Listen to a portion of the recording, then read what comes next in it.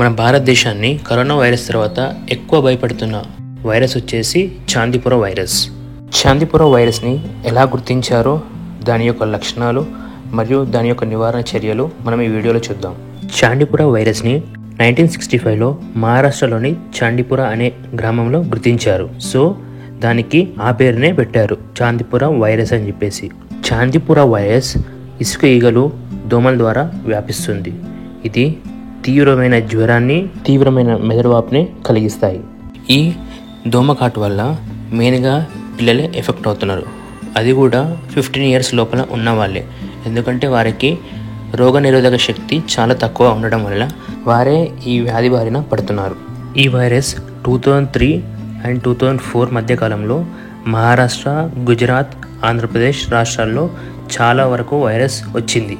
ఈ వైరస్ వల్ల 300 మంది చిన్నారులు బలైనట్టు అప్పటి స్టాటిస్టిక్స్ ప్రకారం తెలుస్తుంది. గుజరాత్లో ప్రస్తుతం ఈ వ్యాధి ఆందోళన కలిగిస్తుంది. ఇప్పటికే అక్కడ 10 మందిలో చనిపోయారు. ఇంకా 100 సంఖ్యలో హాస్పిటల్లో వైద్యం తీసుకుంటున్నారు. ఓ 4 ఏళ్ల బాలిక చాందీపుర వైరస్తో చనిపోయినట్లు పూణేలోని నేషనల్ ఇన్స్టిట్యూట్ ఆఫ్ వైరాలజీ వారు ఆ రక్త నమూనాను చూసి చెప్పారు. ఈ వైరస్ యొక్క లక్షణాలు విపరీతమైన తలనొప్పి అండ్ తీవ్రమైన జ్వరం, లేకపోతే ఫిట్స్, లేకపోతే వాంతులు వస్తాయి. దాని తర్వాత కోమాలోకి వెళ్తారు.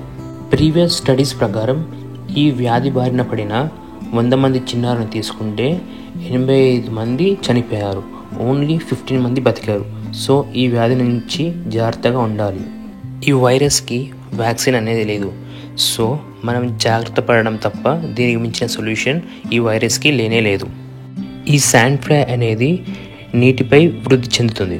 సో మన ఇంటి పరిసరాల్లో నీటి నిల్వ లేకుండా ఉంచుకోవాలి. చెత్త పేరుకుపోకుండా తగిన జాగ్రత్తలు తీసుకోవాలి. అలాగే పిల్లలకి పొడవాటి స్లీవ్స్ ఉన్న షర్ట్స్, ప్యాంట్స్ వేయాలి. సో బాడీ మొత్తం కవర్ అయ్యేలాగా పిల్లల్ని ఉంచాలి.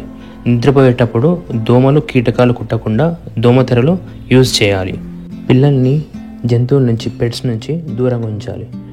ఎందుకంటే శాండ్ ఫ్లైస్ అవి శాండ్లో ఉండడం వల్ల, ఇవి దానిలో తిరగడం వల్ల వాటి మీదకి వచ్చి వాలే ఛాన్సెస్ ఉంది.